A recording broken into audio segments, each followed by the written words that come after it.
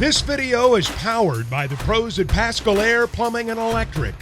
Arkansas owned, Arkansas operated. GoPascal.com. Richard, let's start with the good news first. Jaheim Thomas comes over, commits to Arkansas, linebacker. Technically hasn't signed yet. This seems like a pretty good pickup for the Razorbacks. What did you make of the Cincinnati Bearcat deciding on Arkansas for his next school? Well, I mean, he's a very productive linebacker at Cincinnati and a bigger linebacker, 6'4", 245. You would think that he's going to be playing a little bit of, mainly inside, but he visited Auburn, and I know Wisconsin was interested in him too. You beat out Auburn, obviously an SEC foe, and a guy that, from what I understand, just an outstanding young man too. Will blend in well with the team, but that they were looking for another linebacker, and they got him. Now, that's the good news. The bad news that Arkansas fans heard about this week was Varkey's gums decommitting. He's got an official visit to Cal this weekend. I know these players aren't signed, sealed, and delivered, Richard, but any indication on why he elected to reopen his commitment process? Well, I think he wanted to make another visit, and I don't think Arkansas wanted him to, and that's kind of it in a nutshell. It was kind of baffling. I mean, he evidently had a very good visit, and he's a New Orleans native, close to home, and why you would jeopardize that and want to visit another school when you just committed. I don't think that went too well with Arkansas. So, I mean, that kind of tells you how these these things are viewed from the coach's standpoint, certainly, because you see this happen kind of in just the regular recruiting from time to time, that, hey, once you've committed, you really don't need to be making any more visits. And I've heard coaches talk about how that, frustrates at the very least and angers at the most when that happens. Especially being a transfer guy. It's already previously gone through the recruiting process. Ought to be, a little bit more mature maybe than maybe in a high school guy. But he obviously wanted to make another visit, and this is where we are. You better know what you're doing, I guess, if you find yourself in that role, because the portal has closed as far as entering it. You can still obviously transfer out of it, but your options are limited if you're Gums or any player in that spot. Yeah, I mean, he could go back to North Texas if he wanted to, I would assume, but it really didn't make much sense. To me, it wasn't a good look for him. But obviously he wanted to do that, and now he's obviously not going to be a Razorback. And I think in communicating with him, I got the strong feeling that he wanted to stay committed, but that visit I think kind of took care of that. You were on vacation last week. We didn't get to ask you about this, and it actually happened probably, just a little bit after we would have visited. So I wanted to ask you about Darien Ford's situation, and maybe what you've heard as far as an update since then. But what were your thoughts when you saw everything unfold with him, committing to come back a few weeks ago and said he'd return, and then entering the portal, and by all accounts, everyone pretty well has it figured out that he was forced off the roster to make room for somebody else. But what have you heard, and what was your reaction or your opinion, and what's the feelings you're getting from others in the process as this is now about a week old? Yeah, I wasn't surprised, especially with as many guards as that Arkansas has out of the portal.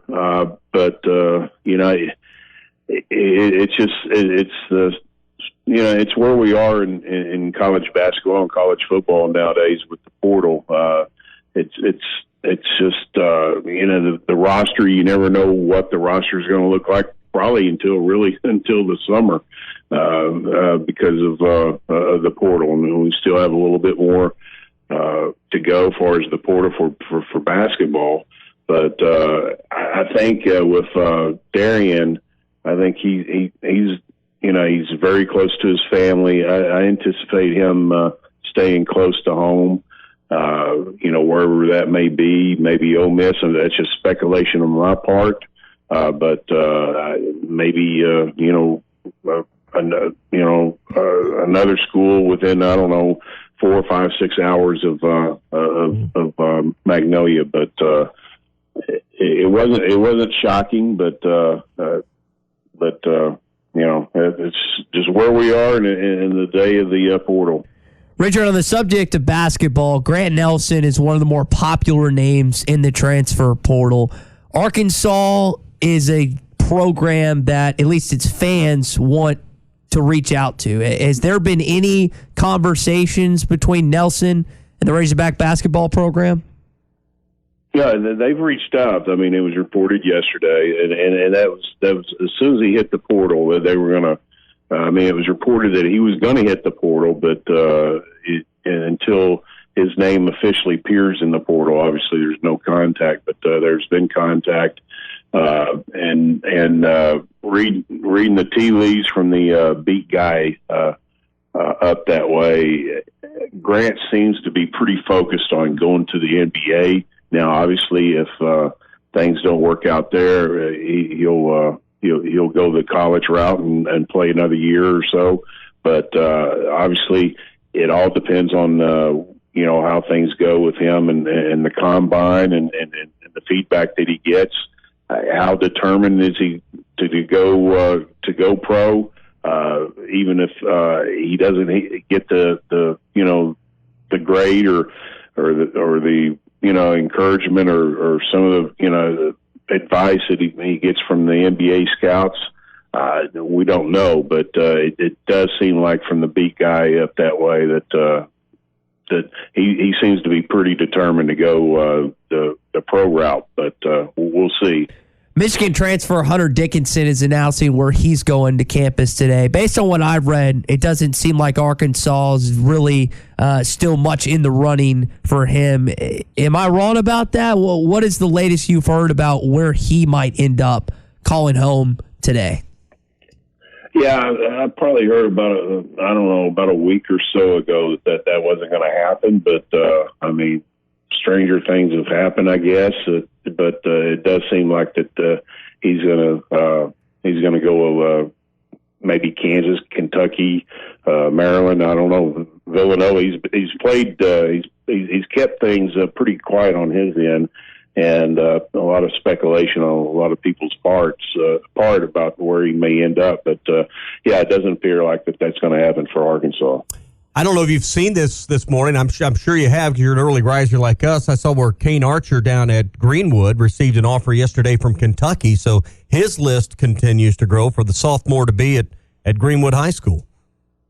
Yeah, and it's going to grow even more so, especially this year when he's playing varsity ball. Obviously, he played a little bit of varsity ball last year, but he'll be the guy this year, and he'll be getting a lot of snaps, and that's just going to add to his momentum and his recruitment, and I don't foresee the offers to quit coming anytime soon. So I don't even know how many offers he's up to right now, maybe 15 or 20. Yeah. I'm just guessing. I haven't checked in with him recently, but he can definitely be a guy with 30-plus offers when it's all said and done. I know the high school teams are entering spring football, and that'll wrap up towards the end of the month. We're going to be headed towards camp season, and I'm starting to see a few of these high school kids announce kind of where they'll be camping this summer. That's an important part of the process. Anything in that cycle that's caught your attention on players coming to Arkansas for camps that maybe you weren't expecting? Well, not really. I mean, it's obviously June is going to be a very, very busy time, not only just for camps, but also official visits. And camps also play a big role on official visits, because kids, when they come in for official visits and there's a camp going on, kids love to see how the coaches at their position coach and how they interact with the players and things like that. That's big to them.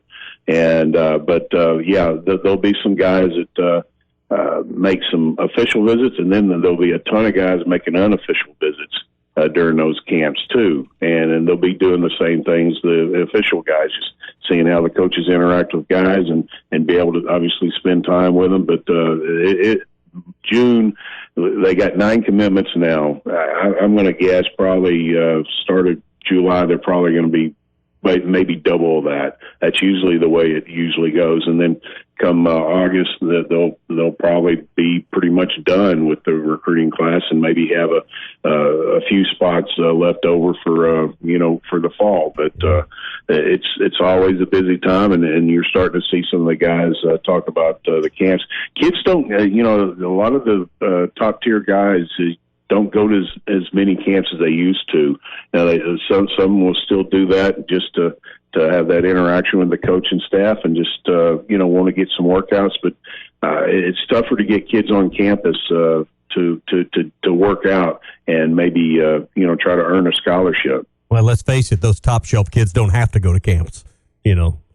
No, that's true. But there are some guys that maybe a staff will have some questions about, and they want to see him in person, work him out, and it's tougher to get even those guys on campus too. I mean, I know one young man that he's just trying to get on the radar. He's at a school that's undersized compared to some of the others, and he's going to be a junior and hadn't gotten a lot of attention. He's going to the Arkansas camp, hoping just to get on the radar.